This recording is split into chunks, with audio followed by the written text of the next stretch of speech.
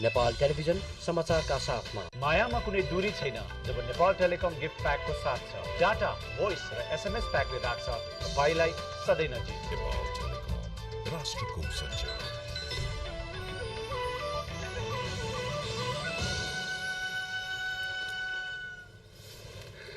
नमस्कार, स्वागत छ नेपाल टेलिभिजनको समाचार बुलेटिनमा। म हुँ बद्री गौतम। बुलेटिनको सुरुमा प्रमुख समाचार। अस्पतालहरूमा आकस्मिक बाहेकका सबै सेवा बन्द हुँदा देशभर बिरामीको बिचल्ली। अवरोध फुकाउन सरकार र चिकित्सक बीच वार्ता सुरु। धार्मिक एवं सांस्कृतिक पर्व हरितालिका तीजको अघिल्लो दिन आज दर खाने तयारी गरिँदै। दाङ सहित पश्चिम नेपालका थारू बाहुल्य जिल्लामा आज अटवारी पर्व मनाइँदै। र बाढी प्रभावित लिबियाली सहर डेर्नाका बासिन्दालाई औषधि र सफा पानीको चरम अभाव। बेपत्ता हजारौंको खोजी कार्य जारी।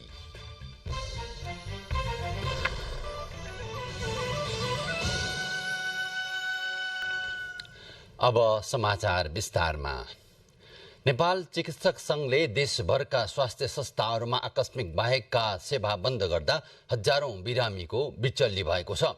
हेटौडामा चिकित्सकमाथि कुटपिटको विरोधमा संघले आज देशभरका स्वास्थ्य संस्थामा आकस्मिक बाहेकका सेवा बन्द गर्दा अस्पताल पुगेका बिरामीहरू उपचार सेवा नै नलिई फर्किन बाध्य भएका छन्। हेटौडाको सन्चो अस्पतालका चिकित्सक डाक्टर विकास थापा र डाक्टर प्रशान्त बिडारीमाथि कुटपिटमा संलग्नलाई 72 घण्टाभित्र कानुनी कारबाही गर्न संघले माग गरेको थियो। तर सरकारले दोषीलाई कानुनी कारबाहीको दायरामा नल्याएको भन्दै संघले आन्दोलनको कार्यक्रम सार्वजनिक गरेको हो। आन्दोलनको कार्यक्रम अन्तर्गत आज देशभरका स्वास्थ्य संस्थामा आकस्मिक बाहेकका अन्य सेवाहरू बन्द गरिएको छ। देशभरका स्वास्थ्य संस्थामा अनिवार्य रूपमा स्वास्थ्य संस्था सुरक्षा बलको व्यवस्था सहित भयरहित वातावरणमा स्वास्थ्य सेवा प्रवाह गर्ने व्यवस्थाका लागि पनि संघले माग गरेको छ। अविलम्ब चिकित्सक ऐन तथा चिकित्सक सेवा आयोगको स्थापनाका लागि पहल गर्न पनि संघको माग रहेको छ। नेपाल चिकित्सक संघको आह्वानमा सरकारी र निजी स्वास्थ्य संस्थाको आकस्मिक बाहेकका सेवाहरू बन्द गरिएपछि मोरङका अस्पतालहरूमा सयौं बिरामीहरू अल्पत्र परेका छन्। बन्द गरिएको जानकारी नपाएर विराटनगर स्थित कोशी अस्पताल पुगेका बिरामीहरूले बन्द गरिनु गलत भएको भन्दै त्यसको विरोध गरेका छन्। उनीहरूले गलत गर्नेलाई कारबाही गर्नुपर्ने र एकजनाको गल्तीका कारण अनाहकमा हजारौं बिरामीको बिचल्ली बनाउनु गलत भएको धारणा राखेका छन्। विराटनगरको कोशी अस्पताल लगायत निजी अस्पतालहरूले समेत आकस्मिक सेवा बाहेकका सेवाहरू बन्द गरेका छन्। बहिरङ्ग सेवा बन्द गरिएपछि आकस्मिक सेवामा भिड लागेको छ। देशभरका अस्पतालहरूमा स्वास्थ्य सेवामा देखिएको अवरोध हटाउन सरकार र आन्दोलनरत चिकित्सक बीच छलफल सुरु भएको छ। स्वास्थ्य मन्त्रालयमा भइरहेको वार्तामा नेपाल चिकित्सक संघका तर्फबाट वार्तामा अध्यक्ष डाक्टर अनिल विक्रम कार्की, उपाध्यक्ष डाक्टर बद्री रिजाल, महासचिव डाक्टर सञ्जीव तिवारी, सहसचिव डाक्टर लेसियन महर्जन र केन्द्रीय सदस्यहरूको सहभागिता रहेको समाचार छ। यस्तै सरकारको तर्फबाट डाक्टर विकास देवकोटाको संयोजकत्वमा प्रधानमन्त्री तथा मन्त्री परिषदको कार्यालय, गृह मन्त्रालय, कानून न्याय तथा संसदीय मामिला मन्त्रालय र स्वास्थ्य तथा जनसङ्ख्या मन्त्रालयका सहसचिवको टोली सहभागी छ। समाचारको क्रममा केही बेर विश्रामको पालो।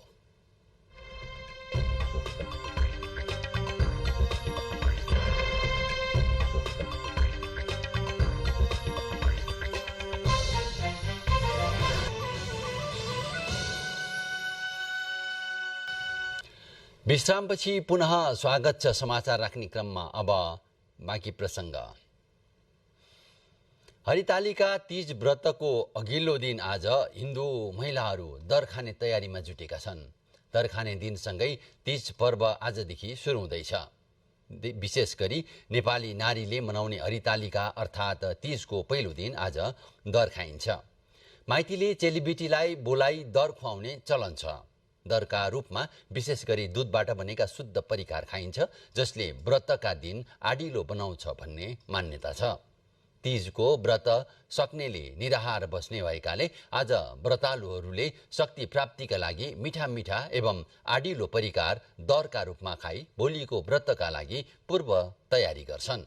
आज दर खाएपछि औपचारिक रूपमा सुरु हुने तीज पर्व ऋषि पञ्चमीसम्म मनाइन्छ। तृतीयाका दिन हरितालिका व्रत, चौथीका दिन गणेशको पूजा र पञ्चमीका दिन स्नान गरी अरुन्धती सहित सप्तऋषिको पूजा गरी तीज समापन हुन्छ। दाङ सहित लुम्बिनी र सुदूरपश्चिम प्रदेशका थारू समुदायले थारू राजाको सुरक्षाका लागि सहयोग गरेको विश्वासमा भीमको पूजा गरी आज अटवारी पर्व मनाउँदैछन्। थारू राजा दङ्गी शरणको सुरक्षा गरेका भीमलाई भगवानको रूपमा मान्दै थारू समुदायका पुरुषहरू आज दिनभर व्रत बसी साँझपख गन्यारी भन्ने काठबाट निकालिएको चोखो आगोमा पकाएको परिकार खाएर अटवारी पर्व मनाउने गर्छन्। चेलीबेटीलाई श्रद्धा गरी सम्मान गर्ने चलनले यो पर्वलाई दाजुभाइ तथा दिदीबहिनी बीचको सम्बन्धलाई प्रगाढ बनाउने पर्वको रूपमा समेत लिने गरिएको छ। थारू समुदायमा माघी पछिको दोस्रो ठूलो चाड अटवारीमा थारू समुदायका पुरुष व्रत बसी गन्यारी काठबाट निकालेको चोखो आगोमा एकापट्टि मात्र पकाएको रोटी भीमलाई चढाउने र त्यसैलाई प्रसादको रूपमा खाने चलन छ। यसरी पूजा गरिएको प्रसाद आफूले खानु अघि चेलीबेटीका लागि एक भाग छुट्याएर राख्ने चलन छ, जसलाई अग्रासन भन्ने गरिन्छ। यो पर्वमा रावण लगायतका शत्रुले राजा दङ्गी शरणलाई आक्रमण गर्दा भीमको सहयोगले दङ्गी शरण बाँचेको र रावण समेत परास्त भएकोले भीम जस्तै बलियो हुने मान्यताले थारू समुदायका पुरुषले हरेक कुशे औँसी पछिको पहिलो आइतबार अटवारी पर्व मनाउने गर्छन्। अटवारी पर्वको अवसरमा लुम्बिनी प्रदेश सरकारले आज थारू समुदायलाई बिदा दिएको छ भने केही पालिकाले सार्वजनिक बिदा दिएका छन्। प्रविधिको विकाससँगै बजारमा हाइब्रिड कुखुराको आगमन हुँदा सदियौंदेखि स्थानीय स्तरमै पालिएका स्थानीय जातका कुखुराहरू लोप हुन थालेका छन्। रैथाने जातका कुखुरालाई लोप हुन नदिन कृषि अनुसन्धान केन्द्र पाखरीबासले स्थानीय जातका कुखुरालाई संरक्षण र सम्वर्धन गर्ने कार्य गरिरहेको छ। स्थानीय जातका कुखुराहरू संरक्षण गर्नुपर्ने आवश्यकता देखिएका कारण त्यस्ता लोपोन्मुख प्रजातिका कुखुराको संरक्षण र सम्वर्धन कार्यक्रम सञ्चालन गरिएको केन्द्रले जनाएको छ। स्वाद र स्वास्थ्यको दृष्टिकोणबाट स्थानीय जातका कुखुराहरू राम्रो मानिन्छ, तर अहिले छिटो आम्दानी खोज्ने प्रवृत्तिका कारण स्थानीय प्रजातिका कुखुराहरू हराउँदै जान थालेका छन्। हाल बजारमा स्थानीय कुखुराको माग बढी छ, तर यो स्थानीय जातको कुखुरा पालनमा व्यावसायिक रूपमा कसैले चासो दिएका छैनन्।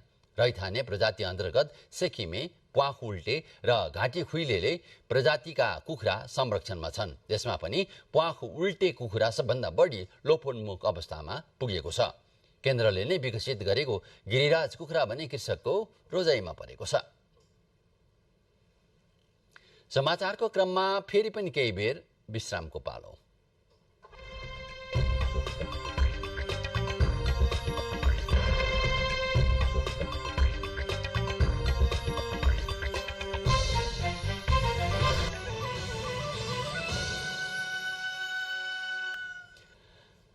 विश्रामपछि फेरि पनि स्वागत छ समाचार राख्ने क्रममा। अब बाँकी प्रसङ्ग। राजमार्गमा हुने सवारी दुर्घटना न्यूनीकरण गर्न प्रहरीले सवारी चेक जाँचलाई कडा बनाए पनि सवारी जाँचका लागि आवश्यक उपकरणको अभावले गर्दा चेक जाँच प्रभावकारी हुन सकेको छैन। पृथ्वी राजमार्गमा गुड्ने सवारी साधनहरूको कति गति छ भनेर हेर्नका लागि ट्राफिक प्रहरीसँग गति मापन गर्ने रडार यन्त्र पनि छैन। मादक पदार्थ सेवन गरेको नगरेको जाँच गर्ने उपकरण पनि अहिले प्रहरीसँग छँदै छैन। पृथ्वी राजमार्ग क्षेत्रमा गुड्ने सवारीका साधनहरूको गति कति छ भनेर हेर्नका लागि ट्राफिक प्रहरीसँग गति मापन गर्ने यन्त्र राडर गर्न नहुँदा निकै समस्या आएको भनाइ छ। यसो त राजमार्ग प्रहरीसँग सवारी चालकहरूले मादक पदार्थ सेवन गरे नगरेको जाँच गर्नका लागि प्रयोग गर्ने मापसे जाँच यन्त्र समेत छैन। दैनिक 15,000 सवारीका साधनहरू आवजावत गर्ने पृथ्वी राजमार्गमा सवारी दुर्घटना न्यूनीकरणका लागि धादिङ प्रहरीले विभिन्न गतिविधिहरू चलाउँदै आएको छ। तर सो गतिविधिका लागि ट्राफिक प्रहरीलाई आवश्यक पर्ने यन्त्रहरू नहुँदा थप समस्या आएको हो। सवारी दुर्घटना न्यूनीकरणका लागि सवारीका साधनहरू कुन गतिमा गुडिरहेको छ भन्ने कुरा समेत नाङ्गो आँखाले हेरेर पत्ता लगाउन नसक्ने भएपछि दुर्घटनाको जोखिम समेत बढेको भनाइ छ। यसो त सवारी चालकहरूले मादक पदार्थ सेवन गरे नगरेको पत्ता लगाउन प्रहरीसँग यन्त्र समेत नहुँदा प्रहरीले सुँगेर गन्धको आधारमा मात्रै जाँच गर्न सक्ने भनाइ छ। यी दुवै यन्त्रहरू पृथ्वी राजमार्गमा अहिले निकै आवश्यक पर्ने यन्त्र हो। राजमार्गमा सवारीका साधनहरूको चाप बिस्तारै बढ्दै जान थालेको छ। पर्वहरू नजिकिँदै गएका कारण पनि मानिसहरूको चहल पहल बिस्तारै बढ्दै गएकोले गर्दा राजमार्गमा सवारीका साधनहरूको चाप गत महिना भन्दा बढ्दो क्रममा रहेको ट्राफिक प्रहरीको भनाइ छ। यात्रुहरूको जीवधनको सुरक्षाका लागि र सवारी दुर्घटना न्यूनीकरणका लागि चेक जाँचलाई कडा बनाए पनि आवश्यक उपकरणको अभावले गर्दा चेक जाँच फितलो हुने गरेको प्रहरीको भनाइ छ। यो ओभर स्पिडको कारणले धेरै दुर्घटना हुँदा ओभर स्पिड न्यूनीकरण गर्नको लागि नियन्त्रण गर्नको लागि चाहिँ हामीलाई राडर गनको आवश्यकता छ। तत्काल यस जिल्लामा राडर गनको व्यवस्था गर्न सकिएको छैन। तथापि हामीले तालुका कार्यालयसँग यसबारेमा पत्राचार मौखिक लिखित रूपमा पनि गरिसकेका छौँ यो आवश्यकता छ भन्ने हिसाबले।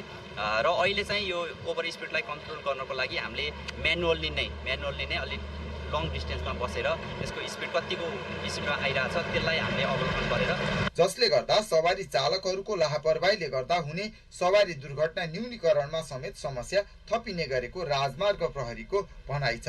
पृथ्वी राजमार्गको धादिङ खण्डमा मात्रै दिनहुँ जसो 5 देखि 7 वटासम्म साना ठुला सवारीका साधनहरू दुर्घटनामा परिरहेको हुन्छ।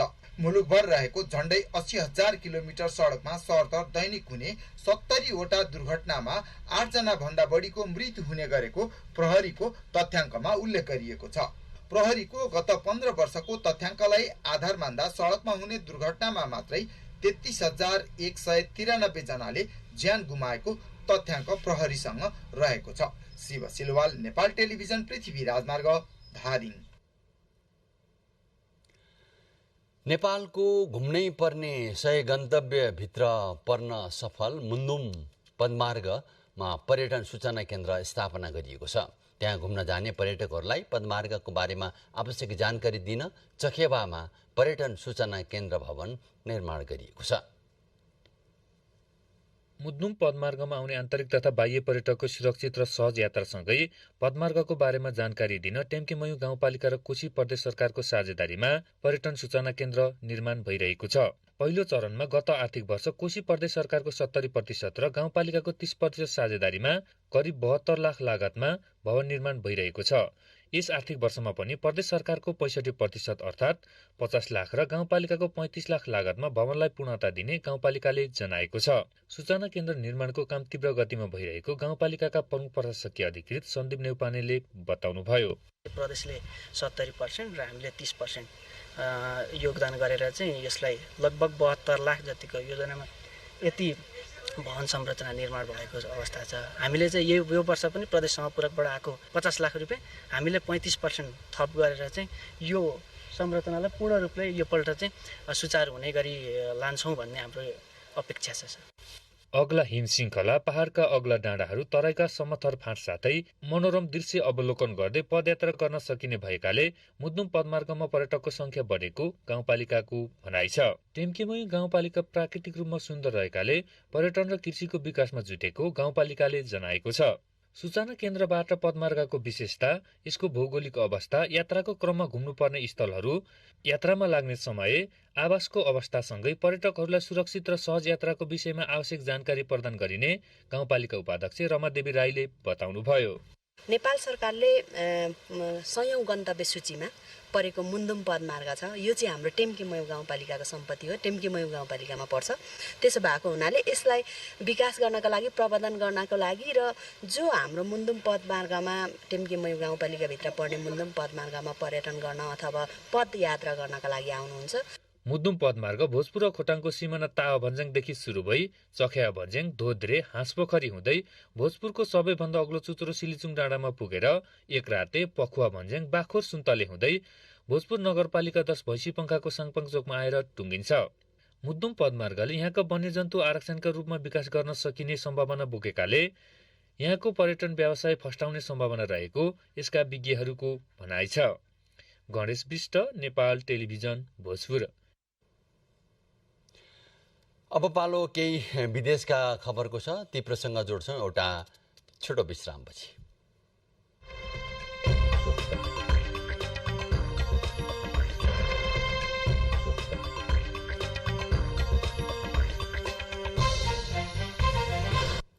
एक साता अघि आएको भीषण बाढीले क्षतविक्षत भएको लिबियाली सहर डेर्नाको अवस्थामा सुधार आउन सकेको छैन। सहर अझै डुबानमा छ। घरबारविहीन भएकाहरूका लागि पर्याप्त औषधि र सफा पानी नहुँदा बाढी प्रभावितहरूको जीवन सकसपूर्ण बनेको छ। डानियल आँधीका कारण 2वटा बाँध फुटेर आएको बाढीले बगाउँदा हजारौं मानिसको मृत्यु भएको थियो। डेर्ना सहर बाढी पछाडि छुडिएको एउटा उजाड भूमिको रूपमा परिणत भएको छ। बाढीमा परेकाहरूको सहयोगका लागि अन्तर्राष्ट्रिय मानवीय सहायता निकायले बाढीग्रस्त क्षेत्रमा राहत सामग्री पुर्याएका छन्। बाढीमा परि 20,000को हाराहारीमा मानिसको मृत्यु भएको हुन सक्ने अनुमान स्थानीय अधिकारीहरूले गरेका छन्। तर अझै पनि मृतक र हराइरहेकाहरूको वास्तविक तथ्याङ्क आउन सकेको छैन। विश्व स्वास्थ्य संगठनका अधिकारीहरूले करिब 4,000 जनाको शव भेटिएको जनाएका छन्। डेर्नामा मात्रै 9,000 जना हराइरहेका छन् भने अन्य स्थानबाट 10,000 बेपत्ता भएका तथा 50,000 भन्दा बढी विस्थापित भएका छन्। गत आइतबार दिउँसो आँधी आएसँगै मुसलधारे वर्षा हुँदा 2वटा नदीको बाँध भत्केपछि बाढीले गाउँ शहरमा रहेका भवन र त्यहाँ बसेका सबैलाई बगाएको थियो। हराइरहेकाहरूको खोजी जारी रहेको उद्धारकर्मीहरूले बताएका छन्। अब पालो खेलको समाचारको।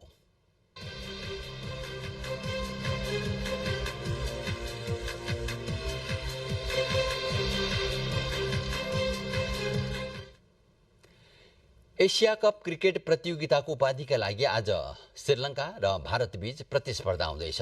श्रीलङ्काको घरेलु मैदान आर प्रेमदासा रङ्गशालामा हुने फाइनल खेल नेपाली समयअनुसार दिउँसो 3:15 बजे हुने कार्यक्रम छ। एशिया कपमा भारत सबैभन्दा सफल टोलीको रूपमा देखिएको छ। हालसम्म भएका 15 संस्करणमा भारतले 6वटा एकदिवसीय र एउटा T20 सहित 7 पटक उपाधि जितेको छ भने 10 पटक फाइनलमा पुगेको छ। श्रीलङ्काले पनि एशिया कपको उपाधि 6 पटक जितिसकेको छ। जारी प्रतियोगिताको सुपर 4 को खेलमा भारतले श्रीलङ्कालाई पराजित गरिसकेकाले त्यही मनोबल सहित आज मैदानमा उत्रँदैछ। उता घरेलु मैदान र घरेलु दर्शकको समर्थनमा खेल्न लागेको श्रीलङ्का पनि 7औं पटक उपाधि जित्ने लक्ष्यमा छ। एशिया कपको यो श्रृङ्खलामा नेपालले पनि सहभागिता जनाएको थियो। पहिलो खेल पाकिस्तान विरुद्ध खेलेको नेपालले दोस्रो खेल भारत विरुद्ध खेलेको थियो। दुवै खेलमा पराजित भएर पनि नेपाली टोलीको प्रदर्शनले चर्चा कमाएको थियो। यिनै खेल प्रसङ्ग सहित हामी समाचार बुलेटिनको अन्त्यतिर आइपुगेका छौं। अन्त्यमा प्रमुख समाचार फेरि एकपटक।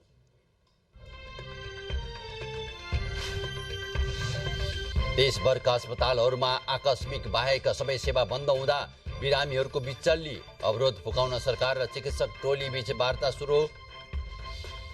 धार्मिक एवं सांस्कृतिक पर्व हरितालिका 30 को अघिल्लो दिन आज दर खाने तयारी गरिँदै दाङ सहित पश्चिम नेपालका थारू बाहुल्य जिल्लामा आज अठवारी पर्व मनाइँदै र बाढी प्रभावित लिबियाली सहर डेर्नाका बासिन्दालाई औषधि र सफा पानीको चरम अभाव, बेपत्ता हजारौंको खोजी कार्य जारी। हवस् त, यो बुलेटिन अहिलेलाई यति नै। नमस्कार।